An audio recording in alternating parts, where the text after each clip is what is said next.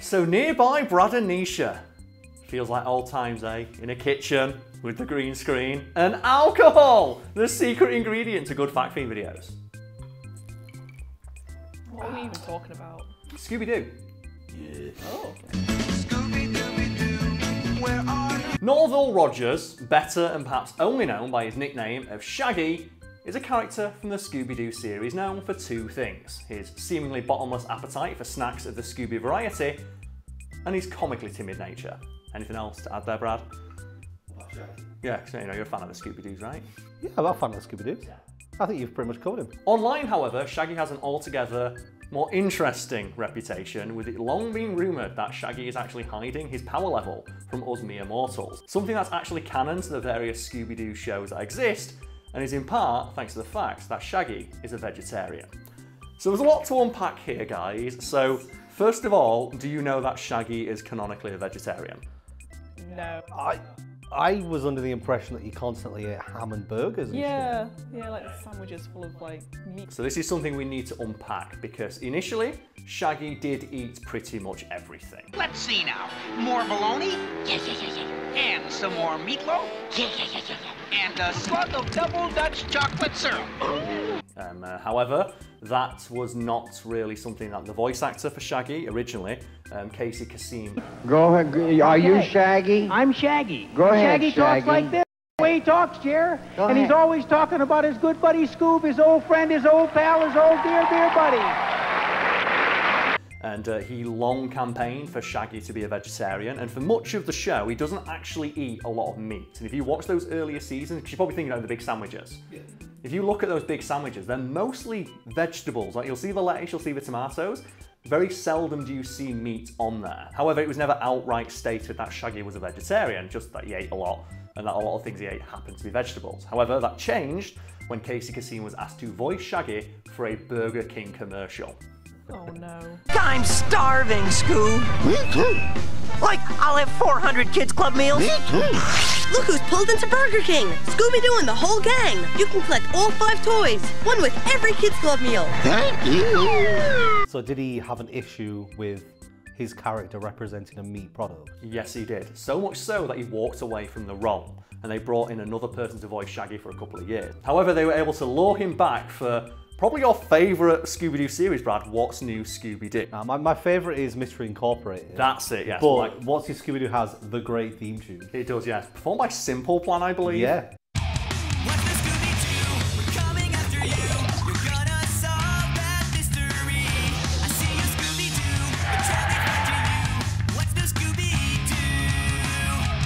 They also did a song in the Scooby-Doo movie, which was Grow Up.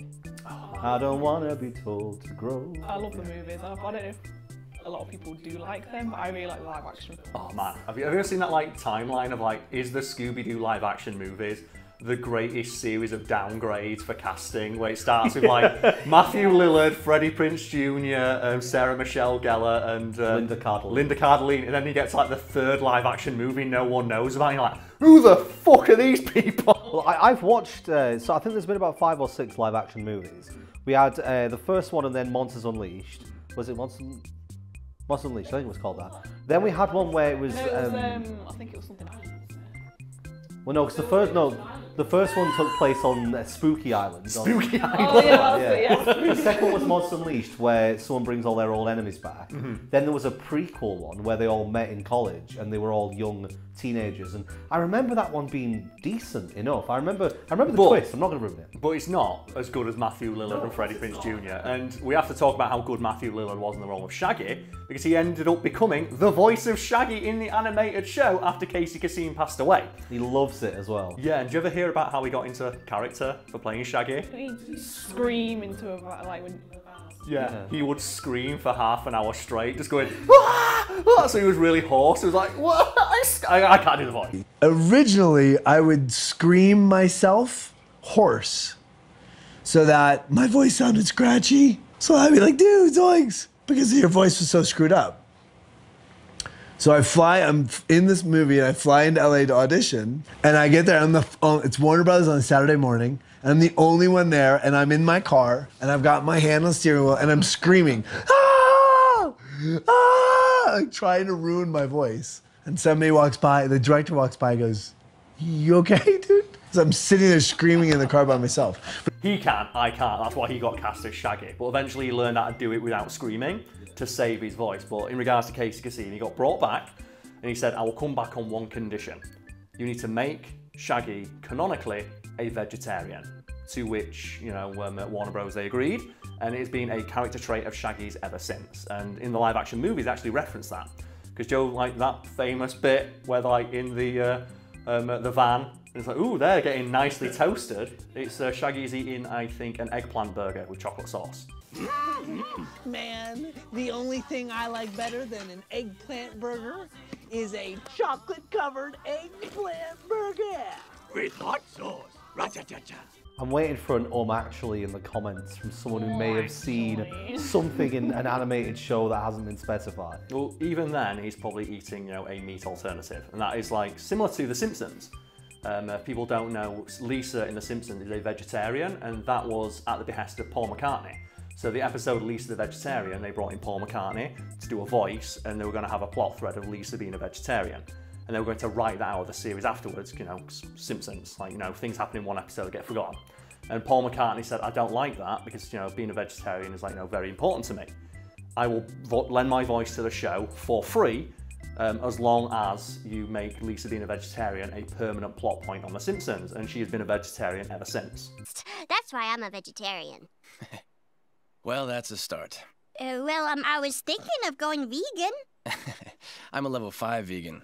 I won't eat anything that casts a shadow. Wow. I feel like that's one of the reasons why The Simpsons is stale, because they don't change anything. There's been a few changes, like Bleeding Gums died. I don't think he ever came back. Yeah, I miss Krabappel dying. Maud died. Maud died, yeah.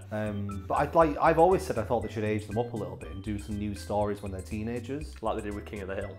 Is that what they did there? They did that, yeah, and Fox fucking hated it, and they told them to stop doing it.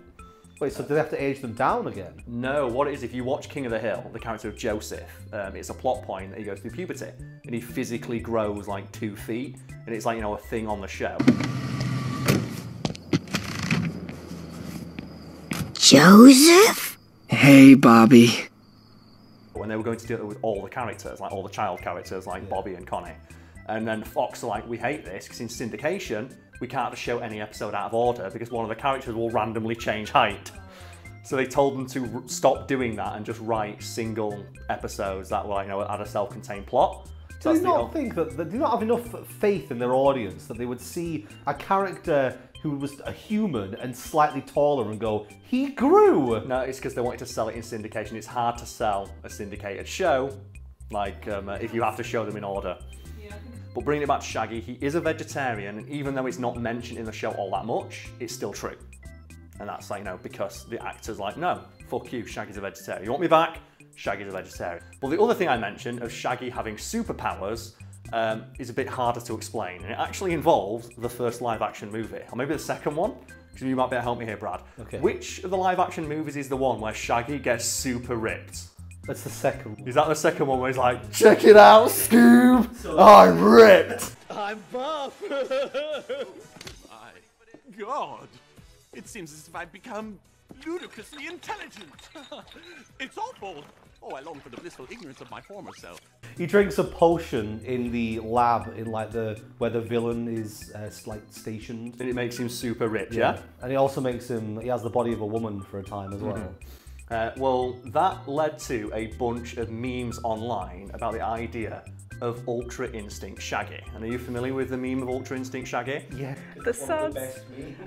It's like I recognise it. And I know if I saw it, but off the top of my head, it's like.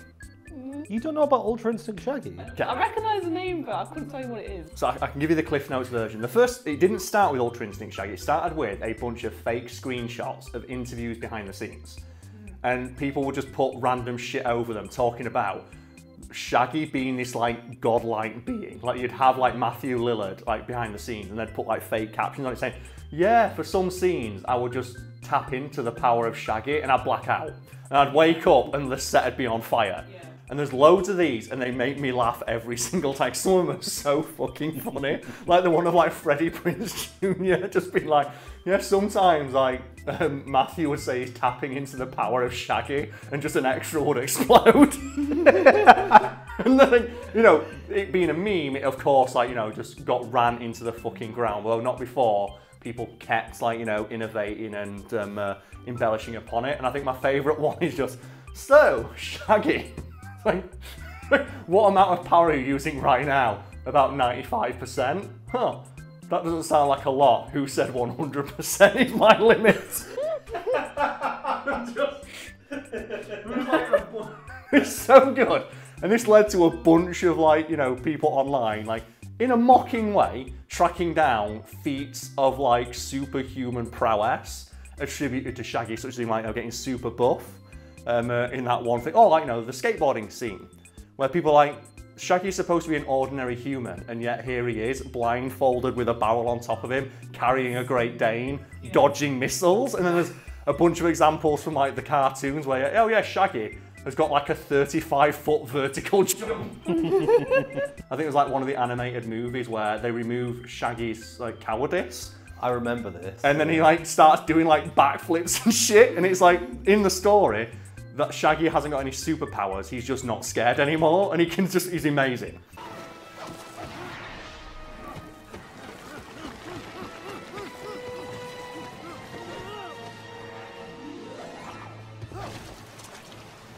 I like the idea that, like, to build on the meme, that Shaggy is this powerful, but his cowardice is his limiter. Yeah. Yeah, and then he does, you know, he takes the Rock Lee weights off, and suddenly he's, you know, the Shaggy. He becomes Shin Shaggy, yeah, true Shaggy, and that eventually became Ultra Instinct Shaggy. When people took this meme, it's like, could Shaggy beat Goku? And it's like, well, it depends. How powerful does Shaggy want to be? How much of Shaggy's power is released? So there's a video that I'm planning for the side channel at some point, which is about the most powerful characters in fiction of all time. Because I get really curious about this, and when I looked up lists, everybody was like, oh, Superman, Goku, and someone said Yoda and Dumbledore, but I wanted characters that were comically overpowered to the point where they're unrealistically powerful, and one of them that I'm going to talk about is Shaggy, because the joke is that he's infinitely powerful and gets more and more powerful. Because, you know, that's the joke, but it is actually kind of canon, and there is, like, story-based reasons for it, as I'm about to discuss. So, you know, just discounting all that silly things, let's just, you know, break down Shaggy's most basic feat, his ability to run. Yeah, you know, in every episode, Shaggy runs away, and he runs away alongside Scooby. And people might not know this, like, do you know what breed of dog Scooby-Doo is? Great Dane. He's a Great Dane, yes. Like, people probably wondering, wait, he's a Great Dane? Yeah, the joke here is that Scooby-Doo is a Great Dane, but they deliberately drew him to have the exact opposite of every desirable trait for a Great Dane. So Great Dane's supposed to be, like, you know, very proud, tall dogs, like, you know, with a straight back and all that, and the proud, noble profile. Scooby-Doo is the exact opposite. He's basically a fucking question mark. But do you know, like, off the top of your head, what the sprinting speed of a Great Dane is? Fast. 33 miles an hour. That's almost correct, yeah. It's about 30 miles an hour. A bit faster with, you know, an exceptional example of the breed, which Scooby-Doo isn't, so let's just say 30 miles an hour. Shaggy can sprint as fast as Scooby-Doo can, consistently, and usually outrun him, or while carrying him. And Great Danes weigh about 50 kilos. Strength. So even like, you know, yeah, even like, you know, just discounting all the silly things like fans have done, Shaggy can canonically run about 30 miles an hour. And the show has explained that he's able to do that, because there's multiple episodes where Shaggy talks about, like, his past, where he was, do you know this, Brad? Oh God, is he going to be like an Olympic sprinter or something? He wasn't an Olympic sprinter, he ran track in high school. And who's the bait for this trap? The fastest runner, that's who. Scooby-Doo. Hold it! You forgot, I'm a track man. I can really run and fast. Right, Buster. Why don't you both go and split the sandwich? We're right here. Okay by me. And was a very prodigious and promising gymnast in his youth. That's it. No more Jack. He still can't reach it. Don't worry. Shaggy's the swingingest gymnast in school. When you get in, open the back door. Right. Watch me swing right in.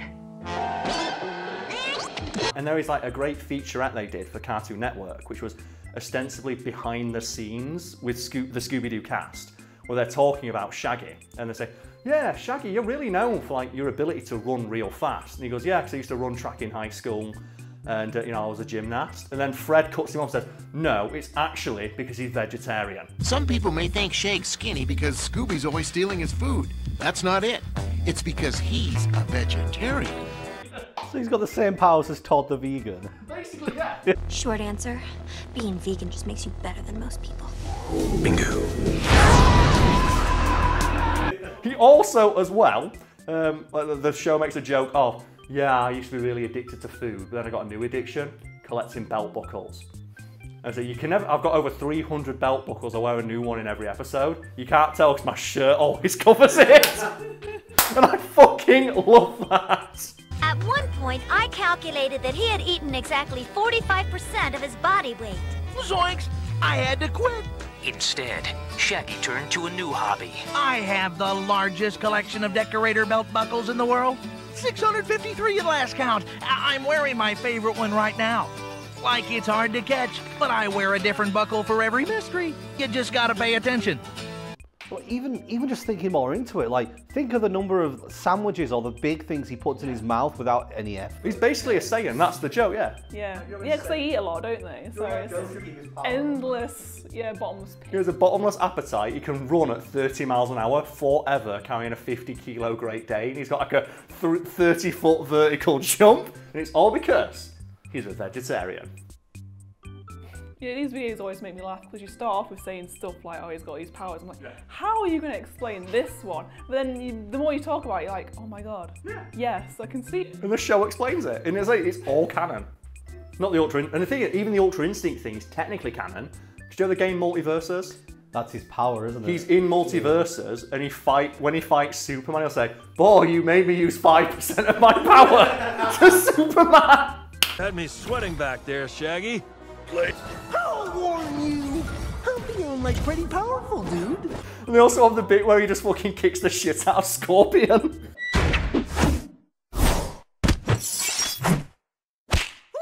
Over here, man. People always get really pissy when you say that anybody can beat Goku. For some reason, Goku fans, particularly on the internet... No, anime fans. Okay. That's all it is. It's not that Goku fans, it's just anime fans don't have a life. So I'm just going to say right now to everybody in the audience, Shaggy could beat Goku easily.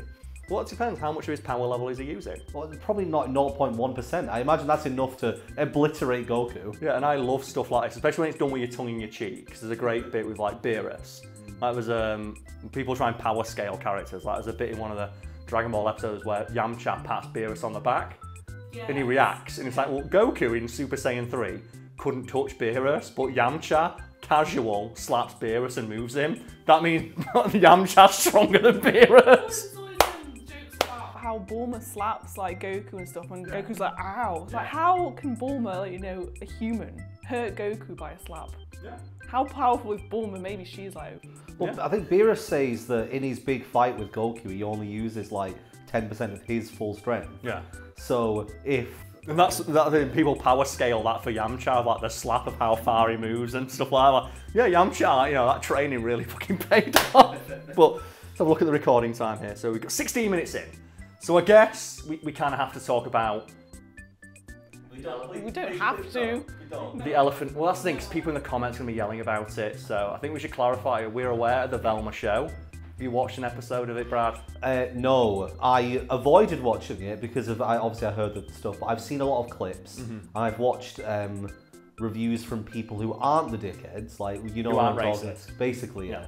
I've watched reviews from people who actually, like, I've watched their other content, and they'll come into it completely from a Scooby-Doo fan perspective. Yes, not weird racist man-baby on the internet. I've never seen the internet unite over something. I think the show somehow managed to design itself to be hated by everyone. I think it's because it took such a beloved property that's so innocent. Yeah. Like everybody remembers, like Scooby-Doo has been on the air for like on and off for about 50 years now. It's just, and it's like a warm blanket. And it just feels so cynical to make all the characters in it like swear and be angsty. And like, I've watched a few episodes of the show and it literally feels like any one of those generic American Dad Family Guy knockoffs. Yeah, like Big Mouth or... F for Family, like Solar Opposites, like any one of those shows and they put the Scooby-Doo label on it. It doesn't, and that's the thing, it doesn't feel like a Scooby-Doo show. Hey, Fred. Do I know you? It's Velma from school. You cheat off me in Spanish because you think I'm Mexican. Maybe. I have a disease where I can't recognize people who aren't hot. My doctor says it's basically sickle cell for rich guys. Is it called rudeness? It is! In the original series, like virtually every interpretation of Fred is basically a Labrador, isn't it? That's the way he's described. He's a himbo. Yeah. He's super nice.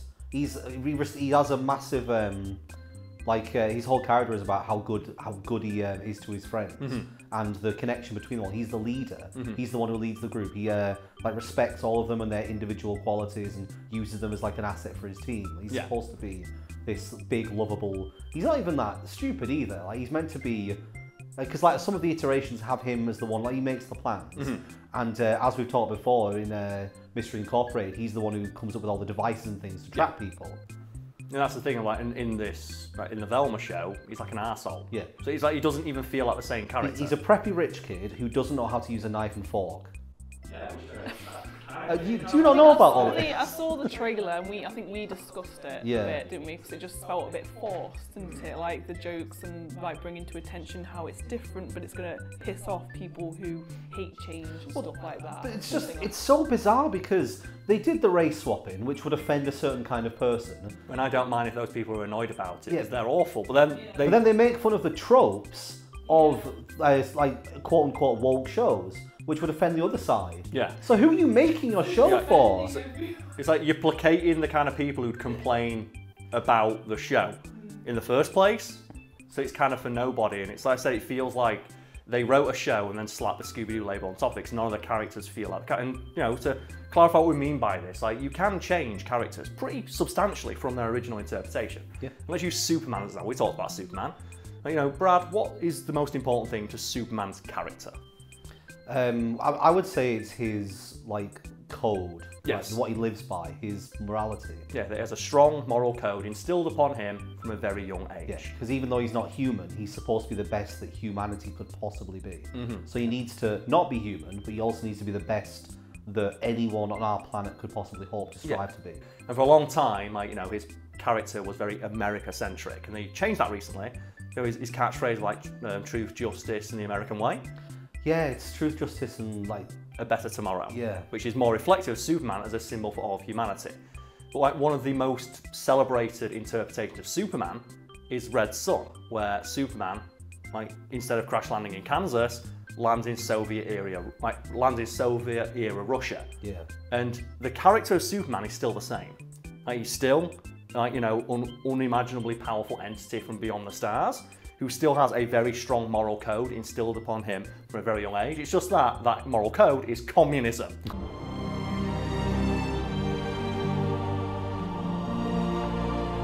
Such incredible power, Sonishka. You have to give them to the state. The people need you.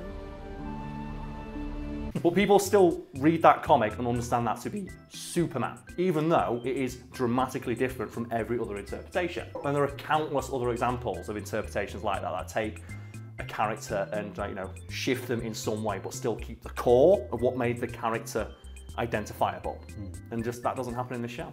It's like just keeping the personalities, the traits that like make them who they are, but you can change like the race, the gender, anything. They can still be that character, but in the Velma, it's like those different people. The Velma version of Shaggy is completely different. Yeah, and one of the things we should point out is that even if you keep the personality the same, they don't have to act the same, because even with the same personality traits, in a different situation or a different background or a different lived experience, they can be different. Like Superman, you know, his personality is still the same, but his moral code that he has instilled on it is different, and that gives you a different version of the character. And I never understood when you get those people online complain about this. As someone who's watched a lot of Scooby-Doo, like even between all those different series, there's a dramatically different feel to a lot of them. Massively. Like Mystery Incorporated is the one that they have a serial story between 2 seasons. So every single episode, the characters grow and learn, and their relationships change. But if you don't like that, you can just go watch What's New Scooby-Doo, where, you know, there will be some changes, but for the most part, each episode is different, and you can watch on its own. Or all the different movies where they interact with, like, you know, various figures from pop culture, like wrestlers and Kiss. It's going to be Batman and Robin. Maybe Batman, Johnny Bravo, and all that good stuff. So, like, even in the mainline shows, there's like, you know, dramatic differences between them. There's even that Supernatural crossover. Yes, Scooby-Natural. Scooby-Natural is amazing. And we've talked about all this in the past, so like, you know, just to end on any favourite like Scooby-Doo moments we can put the clip in of. Because I'm definitely putting in my favourite of like the Johnny Bravo crossover. Like, my glasses! I can't be seen, Scooby. It's That's so amazing. good. I love that. It's like the most top tier crossover moment ever. My glasses! I can't see without my glasses! My glasses! I can't be seen without my glasses! Jinkies! Everything's dark! I've gone blind! I'm only gonna say this once. Don't touch the glasses. I think I'm gonna have to say in the first Scooby-Doo movie, when Shaggy infiltrates the where Scooby's been captured to try and get him back, and he goes, "Who's your best pal? Raggy? And who's my best buddy in the whole wide world? Ruby-Doo? That's right, Scoob. We're like two We're like two trippy peas in a far-out pod, man." I just love that scene. Now look, who's your best buddy? Raggy. That's right. And who's my best buddy in the whole wide world? Ruby-Doo. That's right, Scoob. Yeah, I think my favourite crossover is got to be Scooby-Natural. If there are ghosts, that means there's an afterlife. Heaven, hell.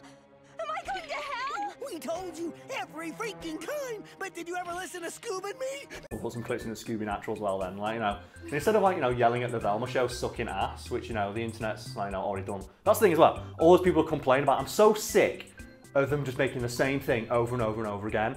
And then every fucking YouTuber talking about this show just did the same thing. So you're doing the exact same thing, you're criticising. Like, everyone's already covered it, we don't need to cover it. Yeah.